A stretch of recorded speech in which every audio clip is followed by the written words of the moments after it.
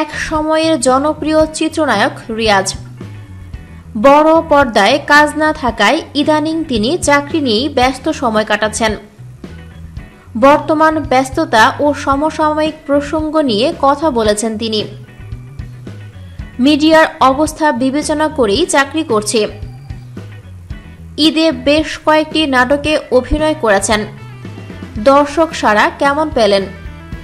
আমি বিশেষ দিবস ছাড়াও নাটকে অভিনয় করি। এবারের ঈদে নাটকের ব্যস্ততা ভালো ছিল। এস.এ. অলিকের বউ কথা কও, গৌতম কৌরির একটি নাটক থেকে বেশ ভালো সাড়া পেয়েছি। এছাড়া মম এবং ভাবনার সঙ্গে দুটি নাটকের রেসপন্সও ভালো ছিল। চলচ্চিত্রের মানুষ হয়ে নাটকে ব্যস্ততার কারণ কি? সবার প্রথমে যেটি বলবো, ভালো লাগা থেকেই নাটকে কাজ করছি। তাছাড়া আমাদের চলচ্চিত্রের অবস্থা আগের মতো নেই। নিজেদের মতো চাইলেই ছবি করতে পারছি না, সেজন্য চলচ্চিত্রে কাজ করা হচ্ছে না। কিন্তু দর্শকের জন্য কিছু একটা করার প্রয়োজন আছে, সে ভাবনা থেকেই নাটকে অভিনয় করা। এক্ষেত্রে দর্শকরা আপনাকে কিভাবে গ্রহণ করছেন বলে মনে করেন?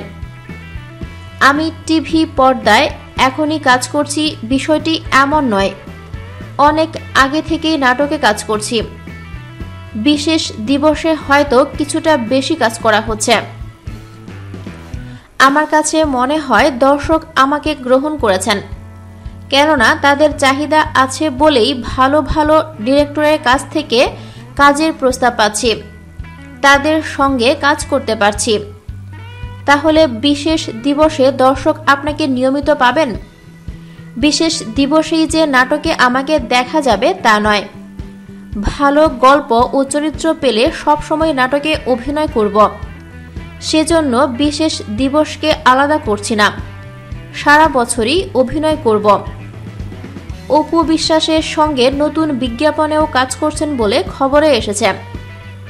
একটি গ্রুপ অফ কোম্পানির কয়েকটি পণ্যের বিজ্ঞাপনে আমরা একসঙ্গে কাজ করব।